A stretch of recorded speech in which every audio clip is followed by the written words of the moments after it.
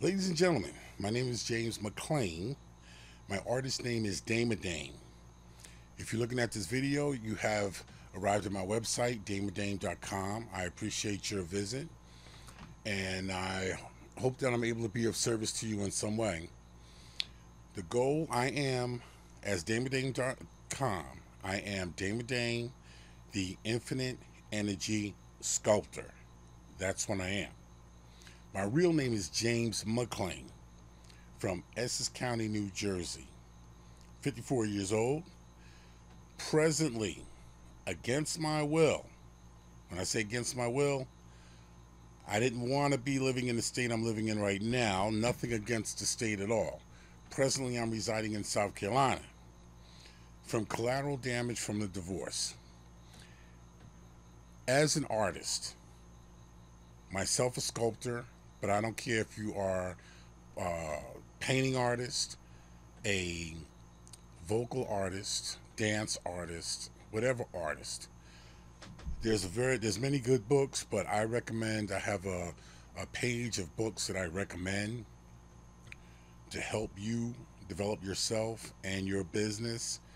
One of them is called How to Sell Your Art Online by Corey Huff.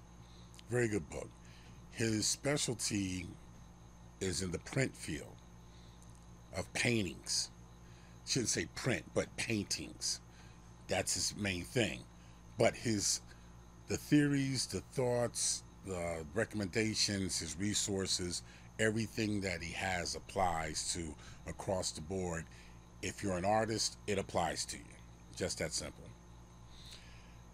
I'm doing this bio of myself as a recommendation of his in the book, because I am 54 years old.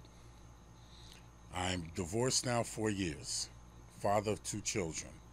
And just for the record, I actually got married, bought a house, then had 2 children, and went on from there. My marriage was troublesome from the very beginning. I stayed for my kids. My oldest ended up going to college, and that's how come I was in a situation, basically making the best of a bad situation. Moving on. I retired from the fire department in East Orange Fire Department, after 27 years. 22 of those years, I worked for myself as an independent cable television producer, broadcasting programs on Comcast Cable, the largest broadcaster in the state of New Jersey. I produce programs for the Small Business Administration, which we're going to cover a lot about that. It's a great organization. It's federal. It's in every state. And a lot of businesses, when I say businesses, if you're an artist, or if you're just a person who works for somebody, you are a business. And when I say, and you're thinking, well, if James, I work for somebody, how am I a business? It's real simple. If you're concerned about your bank account growing and constantly keeping money in your pocket, you're a business. Individually, you are a business. And you have to change your thought patterns and take the right steps in the right directions to make sure you have money in your pocket that's constantly growing and that your bank account is constantly growing. Now, I call this section How Did I Get Here? Collateral damage from the divorce. Everyone in my family, I ended up in South Carolina as collateral damage from the divorce. Everyone in my family who is older than I am, I'm talking about my mother, my aunts, uncles, and they're actually like great aunts, great uncles. Like, these people are in their 90s. Those people are all born and raised down here. In the divorce, I lost 97% of all my belongings in the world. I lost my home. And on top of that, I took pretty much 98% of all our marital debt. I took it and made it my goal to work to pay it off. Hence, I was facing living in my car, looking at a New Jersey winter. I mean, this is insane, because I had a beautiful home that I loved, and I'm not gonna say anything negative. Don't dwell on negative. I can sit here and say a lot of negative things about my marriage, about my ex. You're not here to do that. Plus, she's still a mother of your children. So, all you men and women out there who are mad, remember that person. If you have children by him, that's still the husband or the wife, the husband. That's still the mother or the father of your children. Don't add negative to it. But the point is this: you would have never believed I was looking at homelessness. I have a funny joke between me and God. My God. That's one thing about God. I'm not here to talk you into anything that has to do with God. And definitely, I am convinced that I don't believe in the same thing that a lot of people believe is what you would call God. But I have a running joke with my God saying that he exiled me from New Jersey. Before I lost my home, I had 6 very close business associates that are like family. We're a family relationship, and we work together, make money together, doing the television deal. 6 friends that had homes with space that I was already given an invitation. James, if you lose your house, you can come. We have a bedroom. We have another apartment. 6 places I had to go.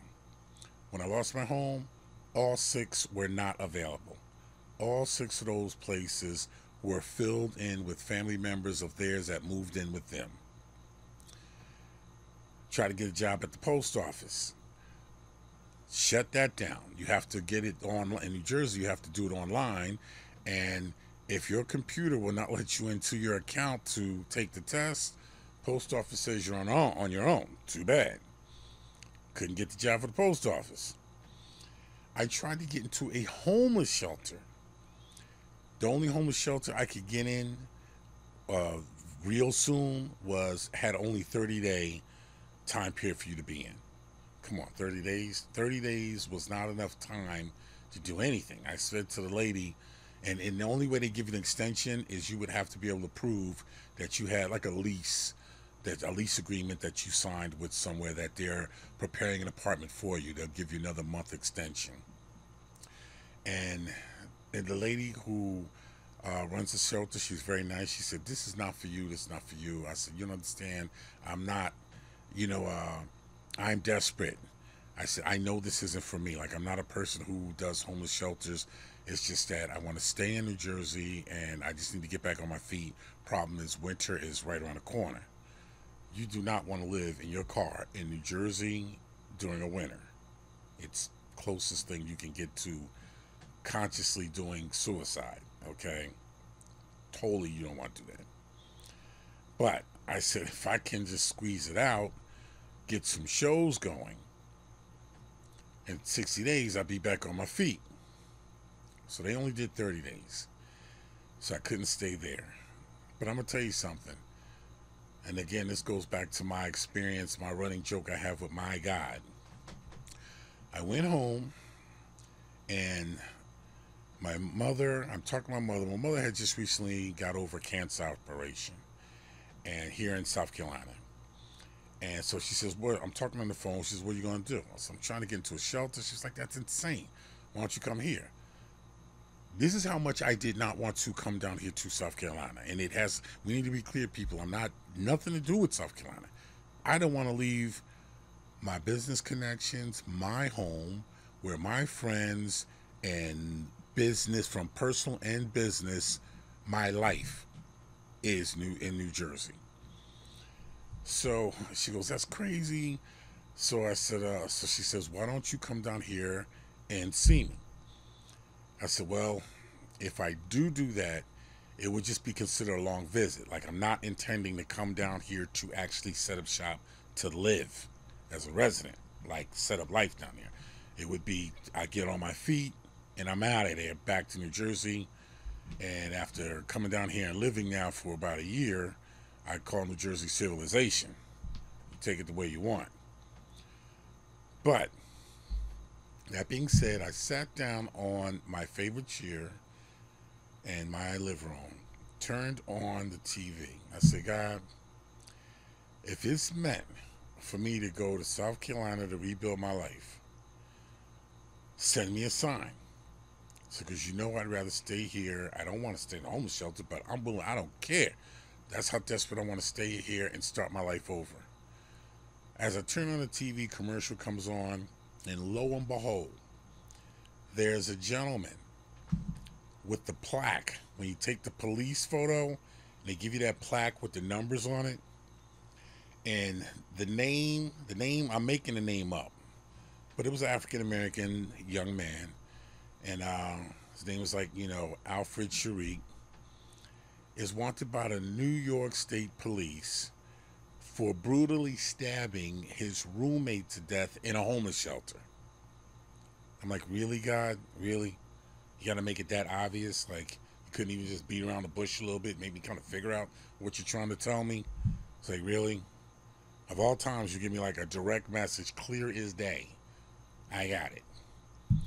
So, like the Clampett said, packed up the car with the 2% of belongings I have, headed down 95, and ended up in Liberty, South Carolina, where my AT&T phone doesn't even get a bar. Okay? That's the beginning of my life to bring me into how I became an artist, a sculptor. So I guess now we can take a break here and call it part 2. We just did how did we get here? Now how did I become a sculptor?